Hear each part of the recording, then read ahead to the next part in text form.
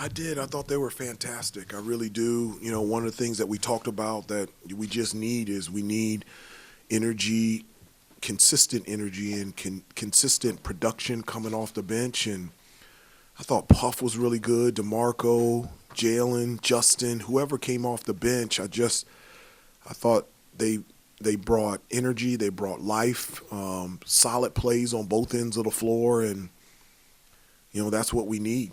And they played extremely well today, and I was really proud of them.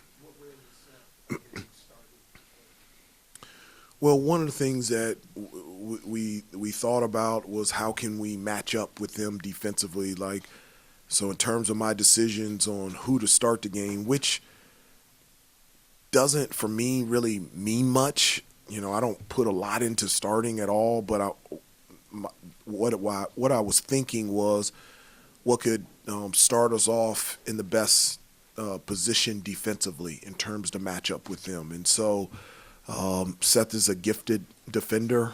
He played extremely well in the Wake Forest game, and we felt like we wanted to start the game like that. Well,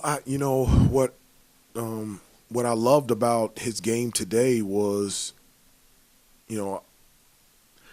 for him, it's he made shots today, but what Puff consistently we need him to consistently bring is that energy and that effort on both ends of the floor. He's like one of those guys that just get those 50-50 loose balls.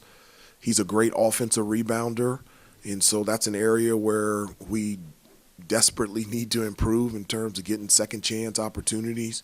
He's a guy with size that can play multiple positions, and we just need him out there to play consistent and to play well, and he played extremely well today, and I was really happy for him. Well, one of the things that I love about Seth is many things. We've talked about how good he is on the defensive end and how gifted he is in guarding the ball.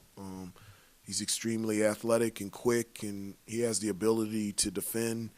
As you can see, even bigger offensive players, it's very difficult to even post them up. And so he's really special on that end. And then on the offensive end, I think he's becoming more comfortable and more confident in terms of his ability to be able to get to the basket.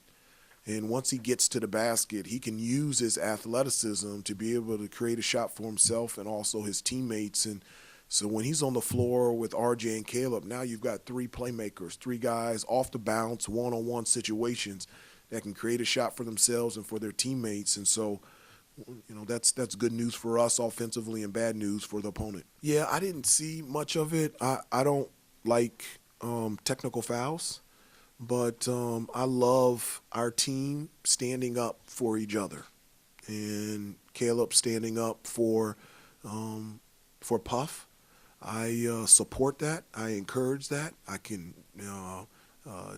every day, and that's what one of the many things that makes Caleb such a great teammate. So. What would you attribute Armando? He seems like he's handling double teams a lot better. He is. He is. We've worked on it. We worked on it because at the beginning of the year it was a little shaky. And every day at practice over the last 2 weeks, we've worked on it. We've just put together just basic drills just to work on it, individual workout. We've worked on it to get him more comfortable, one, when the double team comes. We've also worked with him in terms of getting him more comfortable where it comes from, whether it comes from the top or the baseline. And then we've gotten him more comfortable at where his outlets are, where the guys are going to be, so that when a double team comes, he knows exactly where his teammates are going to be so he can pass the ball out of the post. I think a great example of that is in the second half when he made the cross-court pass to RJ. I don't think that's something that he could have made at the beginning of the year. Today he was able to make it, and RJ had a wide-open three. That helps. That helps. How does it keep you from getting stuck sometimes, I feel like? By working on it? Offensively, I'm saying, like, to get the ball moving. Well, it is. There's a number of parts, like in the first half, I'll give you an example where we didn't do it really well. He got double teamed in the post and everybody was spacing. Armando, I was open, but there was nobody cutting towards him. And so during the 30-second timeout, we talked about spacing, but we also talked about giving him an outlet. Well, the next time down, they double team, and that's when we hit Puff on the baseline. He was able to get that and one with the left-hand jump hook. And so there's growth there, and we're getting better, and Armando's getting better at recognizing when it's coming, where it's coming. And we've also tweaked and pivoted and adjusted some of our plays to put him in positions where he can't get double teamed.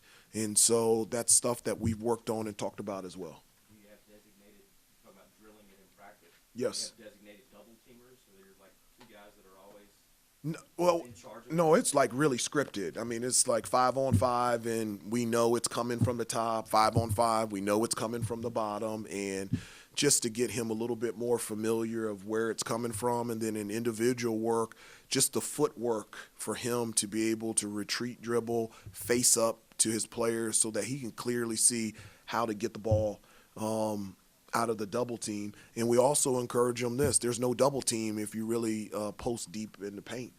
And so if you get closer to the basket, by the time they double team, it's already 2 points. So we've encouraged them to do that if you don't want to get double teamed. Well, I think I like how many more guys that we're playing. I mean, the other game was at Wake Forest. We played 10 guys. Tonight we played 9. And so in order, I'll tell you this, and I said this to you guys before, there were 2 games last year where I felt like we were tired. And it was not the reason why we lost. The Virginia Tech in the ACC tournament and Kansas in the national championship game. And for us to be the best team for us to become, we have to have depth, and we have to have guys that can come off the bench and give us consistent minutes. I think the cool thing about our team, it could come in many different directions. You know, today it was Puff and DeMarco. The other night it was Justin and Jalen. The next day it could be, Dontrez and Tyler. And so, as I said before, I'm an opportunity coach. You will always get a chance with me. Plain and simple, period, the end. I just cannot guarantee you when, where, how, and the manner in which. So that when your number is called when, you have to be ready. And we have a team of guys that when their number is called, they'll be ready to perform.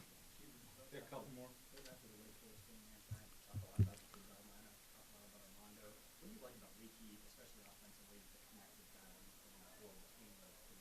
Yeah, I like when he's aggressive.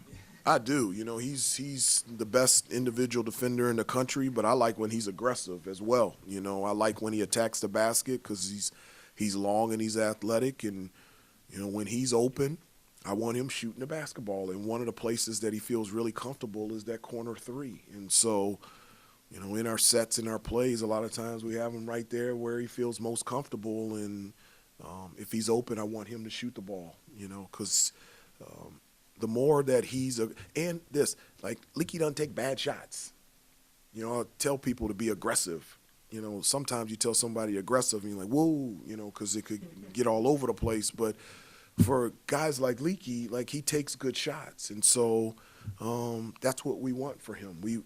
We want him to be aggressive on the offensive end. And latter part of the second half, he made some, definitive moves on the offensive end, and it really helped us. Take one more if there is one. So overall, looking at the past week and the 2 wins, what can you say about this team's response? From the Pitt game? From the Pitt game to Yeah. now, I should have clarified. Well, yeah, no. One of the things that I love about our guys is that we always get back up, and it's something that I talk to them about a lot. That in basketball this year with this team and in life, you're going to get knocked down, and you're going to have rainy days and speed bumps and potholes, and you can whine and complain and make excuses and point fingers and stay down, or you can get back up and continue to compete, continue to fight, and continue to get better. And this team always has responded in that way. And so I would take it even further, not just a response from the Pitt game. I would take it even further from the 4 games that we lost, and now we've won 6 out of 7. And so does that mean to stop? No. But That's a sign of a tough team, a resilient team, and that's the type of team that I love being associated and being around.